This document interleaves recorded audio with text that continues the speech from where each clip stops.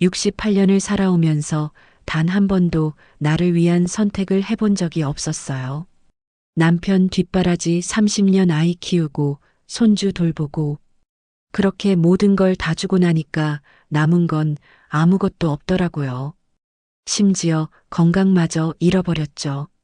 무릎은 계단만 오르면 쑤시고 허리는 30분만 서 있어도 아파요.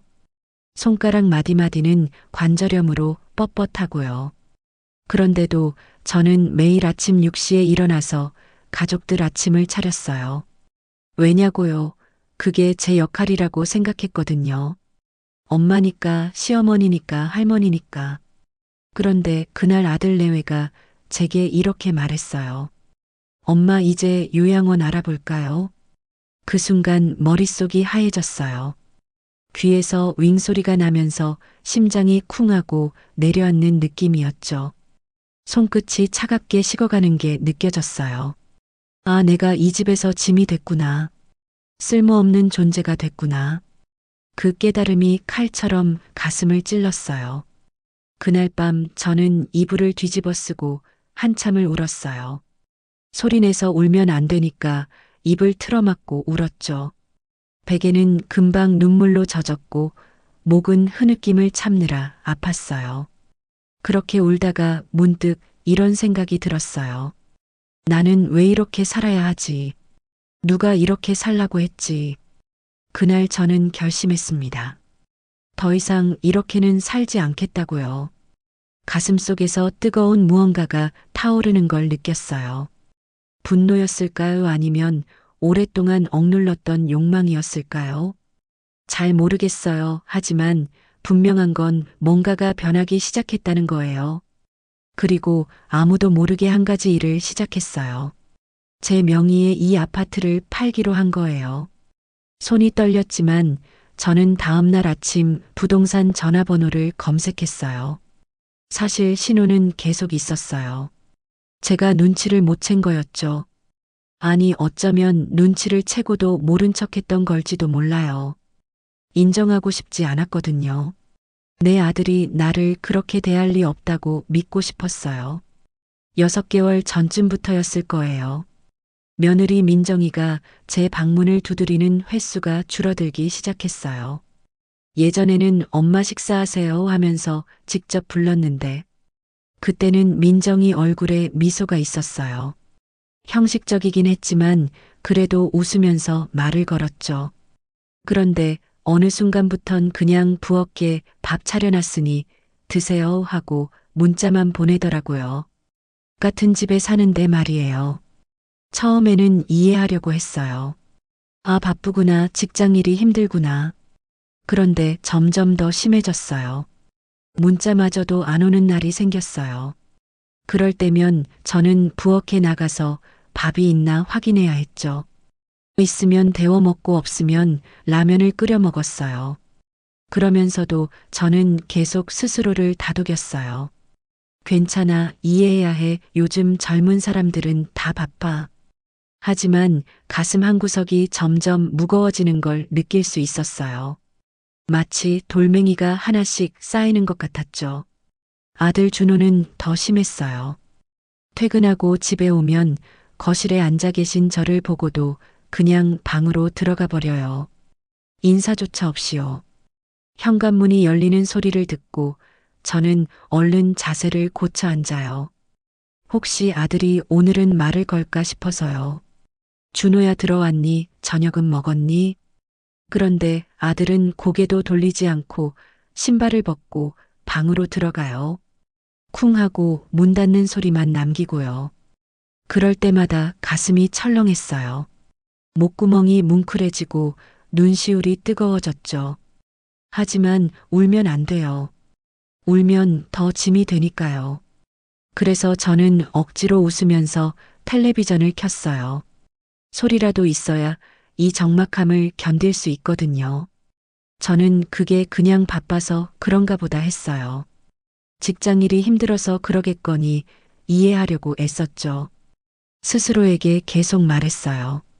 괜찮아, 조금만 참아 곧 나아질 거야. 하지만 마음 깊은 곳에서는 알고 있었어요. 이건 바쁜 게 아니라는 걸요.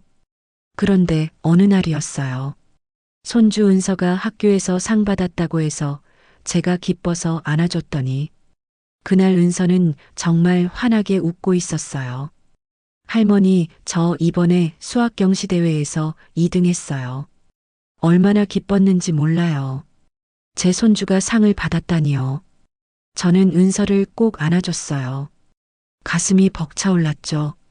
우리 은서 정말 대단하다. 할머니가 얼마나 자랑스러운지 몰라. 그런데 민정이가 차갑게 말하더라고요. 엄마 은서 옷에 냄새 뵐까봐 너무 꼭 앉지 마세요. 그 말을 듣는 순간 온몸이 굳어버렸어요. 안고 있던 팔이 스르르 풀렸고요. 은서는 어색하게 웃으며 제게서 떨어졌어요. 냄새요. 제가 냄새가 나나요. 민정이는 은서를 데리고 방으로 들어갔어요. 저는 그 자리에 멍하니 서 있었죠. 가슴이 무너져 내리는 것 같았어요. 숨을 쉬려고 해도 공기가 제대로 들어오지 않았어요. 손이 바들바들 떨렸고 다리에 힘이 풀렸어요. 저는 겨우 소파까지 걸어가서 주저앉았어요. 냄새, 노인 냄새. 그 단어가 머릿속에서 맴돌았어요. 저는 당장 욕실로 가서 옷을 벗고 샤워를 했어요. 때를 밀고 또 밀었어요. 살같이 빨개지도록 문질렀죠. 뜨거운 물줄기 아래서 눈물이 흘러내렸어요. 아, 나는 이제 손주한테도 피해야 할 존재가 됐구나. 그날 밤 저는 한참을 울었어요. 이불 속에서 소리 없이 울었죠. 목이 메고 가슴이 터질 것 같았어요. 거울을 보니까 언제 이렇게 늙었나 싶더라고요. 머리는 희끗희끗하고 등은 굽어 있고 주름은 깊게 파여 있고 눈가는 처져 있고요. 68년을 살아온 이 몸이 이제는 가족들에게 불편한 존재가 된 거예요. 짐이 된 거예요. 그날 밤 저는 처음으로 생각했어요. 내가 왜 여기 있어야 하지? 결정타는 한 달 전에 왔어요. 저녁 식사 자리였어요. 저는 평소처럼 식사를 준비했죠. 김치찌개에 생선구이, 시금치나물, 무생채. 아들이 좋아하는 음식들로 정성껏 차렸어요. 무릎이 아팠지만 1시간 넘게 서서 준비했죠.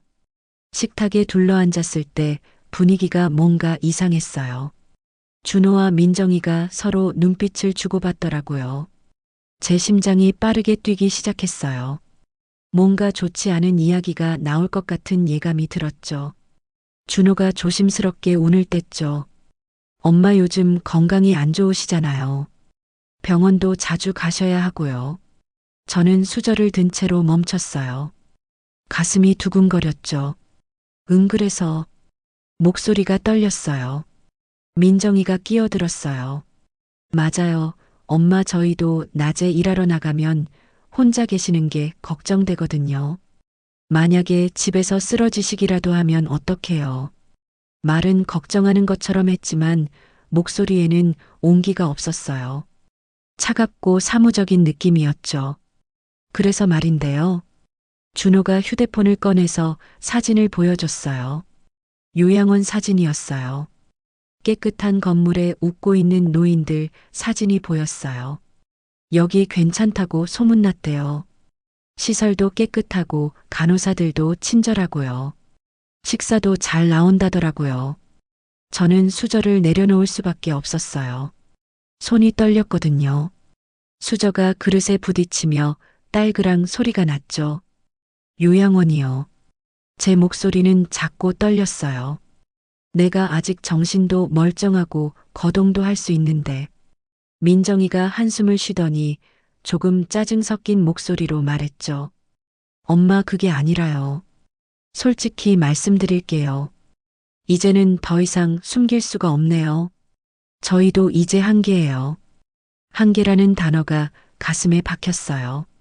출근하기 전에 엄마 약 챙겨드리고 밥 차려놓고 퇴근하면 또 저녁 준비하고 주말에도 엄마 병원 모시고 다니느라 저희는 쉴 시간이 없어요. 은서도 이제 중학생인데 신경 써줘야 할 게 많거든요. 학원 스케줄도 빡빡하고 엄마가 케어해줘야 하는데 솔직히 엄마까지 챙기려니까 너무 힘들어요. 그 말들이 하나하나 칼처럼 꽂혔어요. 가슴에 칼이 꽂히는 게 이런 느낌일까요? 숨을 쉬려고 해도 제대로 쉬어지지 않았어요. 목구멍이 막힌 것처럼 답답했죠. 준호가 덧붙였어요. 엄마, 우리가 이기적인 게 아니라 정말 현실적으로 생각해 봐야 해요. 우리도 우리 생활이 있잖아요. 제 눈에서 눈물이 주르륵 흘러내렸어요. 참으려고 했는데 참을 수가 없었어요. 내가 짐이구나. 방해가 되는구나. 쓸모없는 늙은이가 됐구나. 은서는 불편한 듯 고개를 숙이고 밥만 먹었어요. 준호와 민정이는 제 눈물을 보고도 아무 말이 없었어요. 어쩌면 울 거라고 예상했던 것 같았어요. 저는 일어났어요. 휘청거리는 다리를 억지로 움직여서요. 방으로 들어가면서 뒤에서 민정이 목소리가 들렸어요. 에휴, 왜 저러시는 거야? 우리가 뭘 잘못했다고. 그 말을 듣는 순간 서러움보다 분노가 치밀어 올랐어요. 주먹을 꽉 쥐었죠. 손톱이 손바닥을 파고들었어요. 그날 밤 저는 잠을 한숨도 못 잤어요. 천장만 멍하니 바라보면서 생각했죠. 내가 뭘 잘못했나? 30년을 헌신했는데, 내 젊음을 다 바쳤는데, 이게 내가 받아야 할 대접인가? 눈물이 계속 흘러서 베개가 흠뻑 젖었어요. 다음 날 아침이었어요. 평소처럼 아침 식사를 준비했죠. 몸은 무겁고 눈은 퉁퉁 부었지만 익숙한 대로 움직였어요. 김치 꺼내고 계란 프라이하고 된장국 끓이고 손은 기계처럼 움직였지만 머릿속은 복잡했어요. 준호와 민정이는 말없이 밥을 먹고 출근했어요. 인사도 없이요. 현관문이 쾅 닫히는 소리가 유난히 크게 들렸어요. 은서만 나가면서 할머니 안녕히 계세요 하고 작게 인사하더라고요. 그 작은 인사에 가슴이 뭉클했어요. 착한 아이인데 엄마 눈치를 보느라 편하게 대하지 못하는 게 보였거든요. 문이 닫히고 나니까 집안이 너무 조용했어요. 시계 째깍거리는 소리만 들렸죠. 이 큰 아파트에 저 혼자만 남았어요. 거실 소파에 앉아서 주변을 둘러봤죠. 30평이 넘는 이 아파트는 제 명의예요. 벽에 걸린 가족 사진들이 보였어요. 준호 돌사진, 결혼식 사진, 은서 100일 사진. 행복했던 순간들이 액자 속에 갇혀 있었죠. 하지만 지금은 어떤가요? 이 집은 제 명의예요. 남편이 돌아가시고 나서 상속받은 거였죠. 변호사가 그때 말했어요. 사모님 명의로 등기 이전하시는 게 좋습니다. 세금 문제도 있고요. 그래서 제 이름으로 바꿨죠. 시가로 6억 정도 한다고 들었어요. 좋은 위치에 있는 30평대 아파트거든요. 역세권이고 학군도 좋고요. 문득 이런 생각이 들었어요. 이 집이 내 거라면 내 마음대로 할 수 있지 않을까? 그 생각이 드는 순간 심장이 두근거렸어요. 무서움과 설렘이 동시에 밀려왔죠. 하지만 동시에 죄책감도 들었어요. 내가 이런 생각을 해도 되나? 아들한테 이러면 안 되는 거 아닌가? 하지만 또 다른 목소리가 들렸어요. 아들이 너한테 뭘 해줬는데? 요양원 보내려고 했잖아. 두 목소리가 머릿속에서 싸웠어요. 그날부터 저는 조용히 알아보기 시작했어요. 먼저 휴대폰으로 요양원 비용을 검색했죠. 한 달에 200만 원에서 300만 원. 제 국민연금은 한 달에 40만 원밖에 안 돼요. 요양원에 들어가면 나머지는 아들이 내야 해요. 아들은 그 돈을 낼 생각이 있는 걸까? 아니면 싼 요양원을 찾아서 넣을까? 생각만 해도 서글펐어요. 그 다음엔 혼자 살 수 있는 집을 찾아봤어요. 서울은 너무 비쌌어요. 1억을 주고도 작은 원룸밖에 못 구해요. 그런데 지방은 달랐어요. 강원도 울진, 경북 영덕, 전남 여수. 바닷가 근처에는 괜찮은 집들이 많았어요. 1억에서 2억이면 작은 빌라나 주택을 살 수 있었죠. 화면을 스크롤하면서 가슴이 뛰었어요. 바다가 보이는 집. 평생 꿈꿔왔던 집이에요. 그리고 어떻게 하면 아무도 모르게 이 집을 팔 수 있는지 알아봤어요. 인터넷을 검색하니까 비슷한 경우가 많더라고요. 자녀 몰래 집을 파는 노인들 이야기요. 댓글에는 비난하는 사람도 있었지만 응원하는 사람도 많았어요. 잘하셨어요. 본인 집인데 왜 자식 눈치를 봐요? 효도 안 하는 자식한테 뭘 물려줘요? 당신 인생 사세요. 그 댓글들을 읽으면서 눈물이 났어요. 나만 이런 게 아니구나. 나만 이런 아픔을 겪는 게 아니구나. 처음에는 그냥 생각만 했어요. 설마 내가 정말 이럴까 싶었거든요. 하지만 며칠이 지나면서 마음이 확고해졌어요. 매일 아침 텅 빈 식탁을 보면서, 매일 저녁 방 안에 혼자 앉아 있으면서 더 이상 이렇게 살 수는 없다. 나도 내 삶을 살아야 한다. 그 생각이 점점 강해졌어요. 일주일을 고민한 끝에 저는 전화를 걸었어요. 집 근처 부동산 중개사무소였죠. 전화를 걸기 전에 한참을 망설였어요. 휴대폰을 들었다 놨다를 몇 번이나 반복했죠. 손에 땀이 나고 심장이 쿵쾅거렸어요. 이걸 정말 해도 되는 걸까? 하지만 어젯밤 민정이가 한 말이 떠올랐어요. 엄마 요양원 알아봤는데 다음 달부터 들어갈 수 있대요. 그 말을 듣고 잠을 못 잤거든요. 저는 떨리는 손으로 전화번호를 눌렀어요. 따르릉 따르릉. 신호음이 길게 울렸어요. 끊을까 하는 순간 전화가 연결됐어요. 여보세요. 대박공인 중개사무소입니다. 중년 남자의 목소리였어요. 친절하게 들렸죠. 저는 목소리를 가다듬고 말했어요. 여보세요. 혹시 아파트 매매 상담 가능한가요? 네, 물론이죠. 어느 아파트신가요? 제가 사는 아파트 주소를 알려줬어요. 아, 거기 좋은 곳이죠. 시세가 지금 6억 정도 하는데요. 네, 그렇다고 들었어요. 그런데 조건이 하나 있어요. 제 목소리는 떨렸지만 단호했어요. 최대한 조용히 진행했으면 해요. 가족들이 아직 모르거든요. 전화기 너머로 잠시 침묵이 흘렀어요. 그러더니 중개사 사장님이 조심스럽게 물었어요. 혹시 명의가 본인 명의신가요? 네, 제 명의예요. 남편이 돌아가시고 상속받은 집이에요. 아, 그럼 문제 없으시겠네요. 사장님은 이해한다는 듯이 말했어요. 네, 걱정 마세요. 요즘 그런 분들 많으세요. 조용히 진행하겠습니다. 가족분들 출근하시는 시간에 맞춰서 방문하면 되겠네요. 네, 그렇게 해주시면 감사하겠습니다. 전화를 끊고 나니까 온몸에 힘이 쭉 빠졌어요. 소파에 주저앉았죠. 이제 시작이구나. 정말로 시작된 거구나. 무서웠어요. 하지만 동시에 이상한 해방감도 느껴졌죠. 며칠 후 사장님이 집에 왔어요. 가족들 출근한 오전 10시쯤이었죠. 초인종이 울렸을 때 가슴이 두근거렸어요. 문을 열자 50대로 보이는 남자가 서 있었어요. 안녕하세요. 어르신 전화 주셨던 분이시죠? 네, 들어오세요. 사장님은 집안을 천천히 둘러봤어요. 현관에서 거실로 방마다 화장실까지.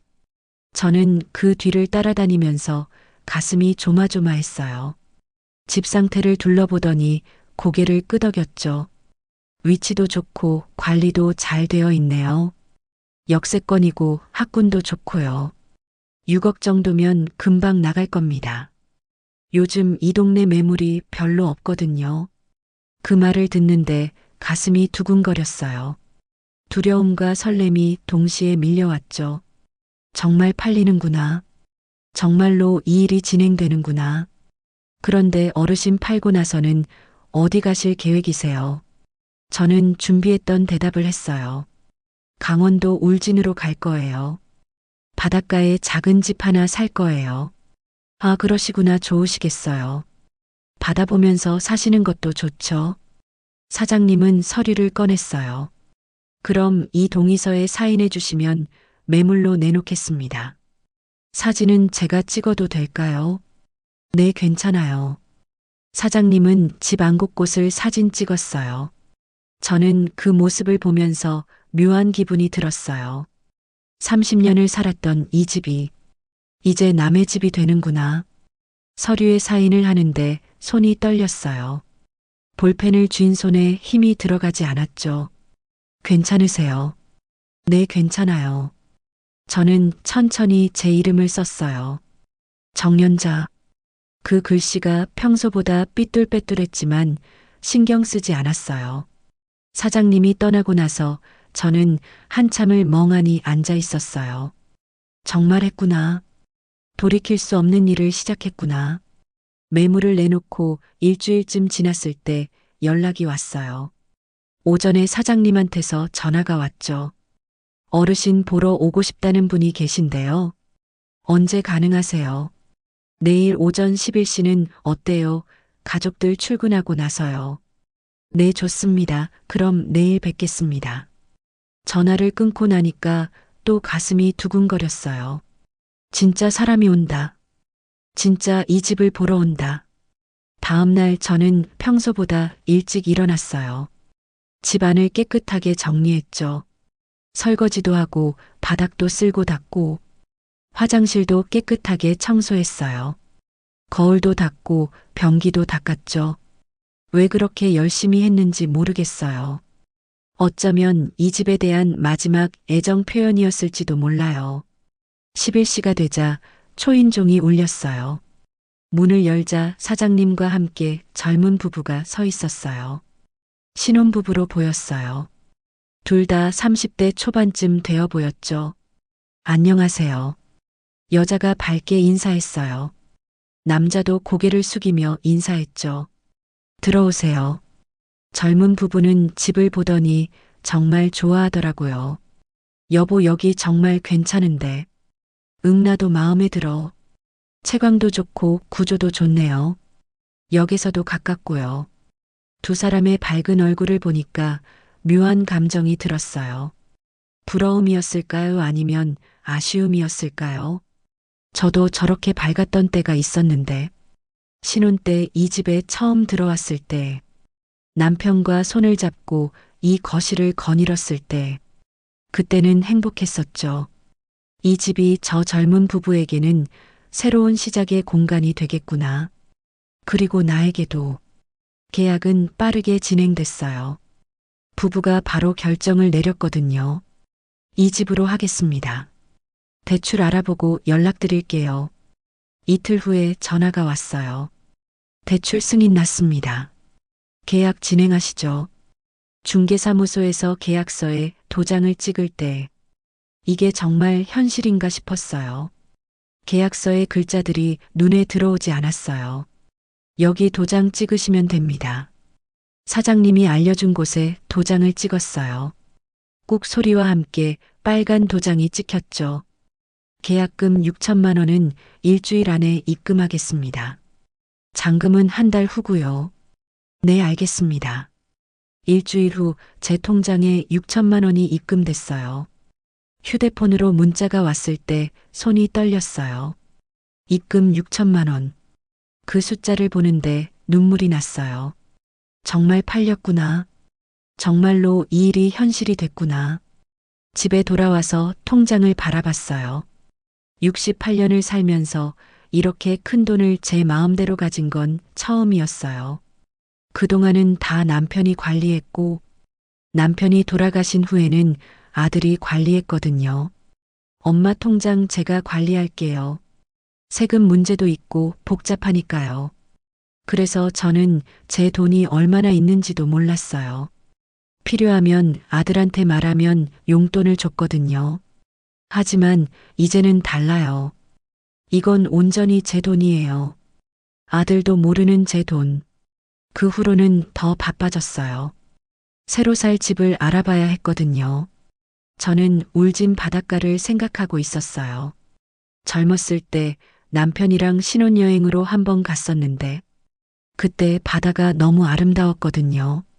새벽에 일어나서 해돋이를 봤었어요. 붉은 태양이 수평선 위로 떠오를 때 남편이 제 손을 잡고 말했죠. 여보, 우리 나중에 늙으면 여기 와서 살까? 응, 좋아. 하지만 그 약속은 지켜지지 않았어요. 남편은 60세에 갑자기 세상을 떠났거든요. 심근경색이었어요. 너무 갑작스러워서 저는 한동안 멍하니 지냈었죠. 이제라도 그 약속을 지킬 수 있을 것 같았어요. 혼자지만요. 인터넷으로 울진 부동산을 찾아봤어요.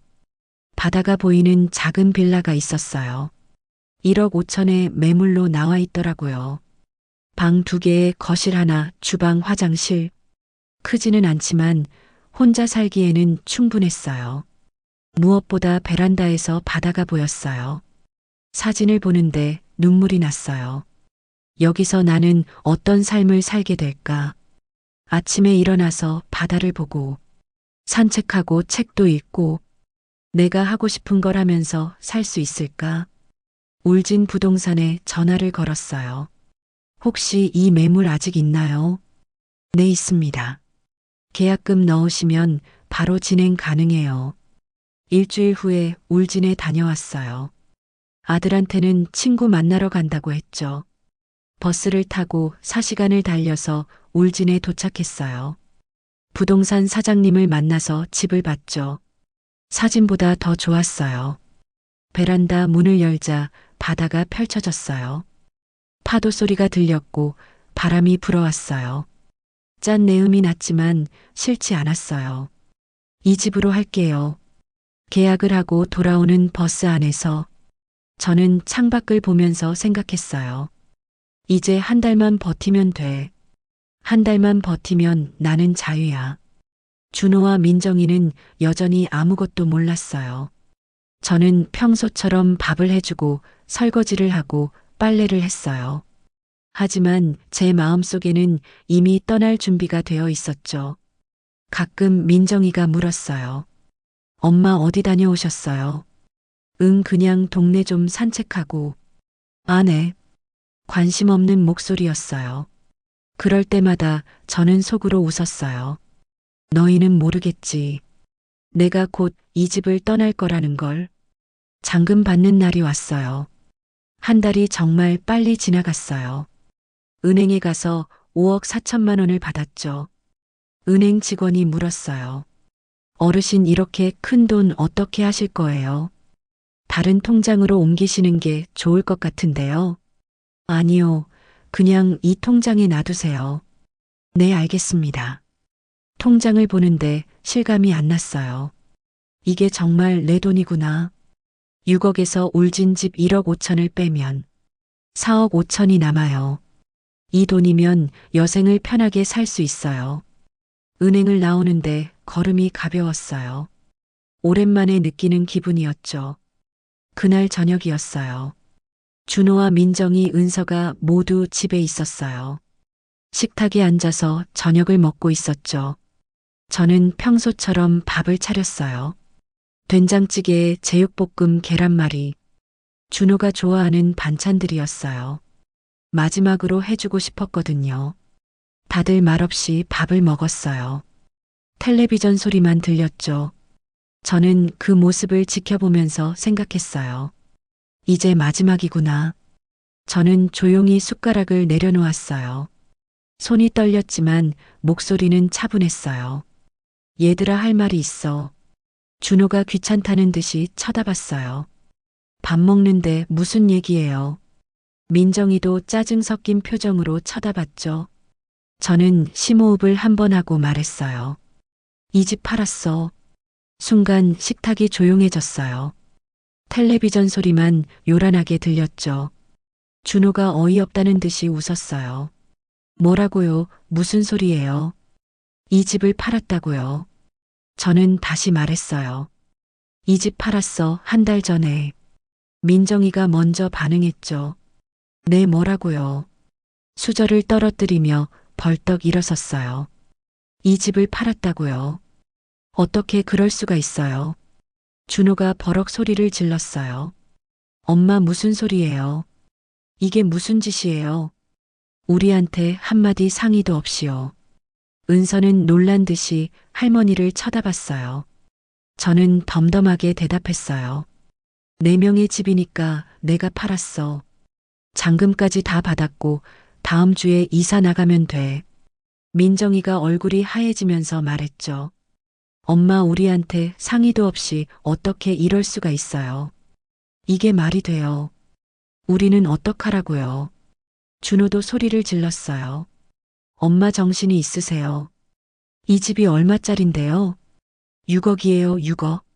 저는 천천히 말했어요. 알아, 6억에 팔았으니까. 상이요. 너희들이 나를 요양원 보낼 때는 내 의견 물어봤니? 준호가 말문이 막혔어요. 입만 벙긋거렸죠. 그건 엄마를 위해서.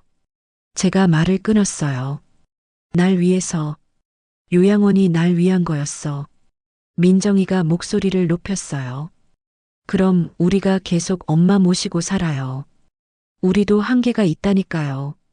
저는 웃었어요. 차갑게 웃었죠. 한계 맞아 내가 짐이라고 했잖아. 그래서 나도 결정했어. 이제 너희 짐 안 될게. 민정이 얼굴이 붉어졌어요. 엄마 왜 이러세요? 우리가 언제 엄마를 짐이라고 했어요. 저는 차분하게 말했어요. 지난달에 했잖아. 한계라고 우리도 우리 생활이 있다고. 은서 신경 써야 한다고. 민정이가 할 말을 잃었어요. 저는 계속 말했어요. 냄새 난다고도 했지. 손주한테 냄새 뵐까봐 꼭 앉지 말래. 그 말에 은서가 고개를 숙였어요. 준호가 화를 참으며 물었어요. 그래서 집 팔고 어디 가실 건데요? 울진이야. 바닷가에 집 하나 샀어. 거기서 혼자 살 거야. 준호가 비웃듯이 말했어요. 혼자요, 엄마 혼자 어떻게 살아요? 건강도 안 좋으시잖아요. 저는 단호하게 말했어요. 그건 내가 알아서 할게. 너희는 신경 쓰지 마. 이제 난 너희한테 짐 안 될 테니까. 민정이가 울먹이며 말했어요. 엄마 우리가 그렇게까지 하려고 했던 건 아니에요.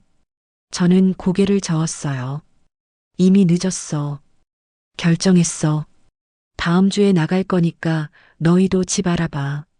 식탁은 침묵에 휩싸였어요. 그날 밤 집 안은 난리가 났어요. 준호는 화를 내고 민정이는 울고 은서는 방에 들어가서 나오질 않았어요. 저는 제 방에 조용히 앉아 있었죠. 귀를 막아도 밖에서 들리는 소리가 있었어요. 어떻게 진짜 미쳤나 봐.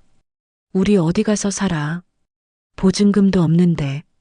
민정이 울음 섞인 목소리였어요. 준호도 한숨을 푹푹 쉬는 소리가 들렸죠. 저는 아무 감정도 느껴지지 않았어요.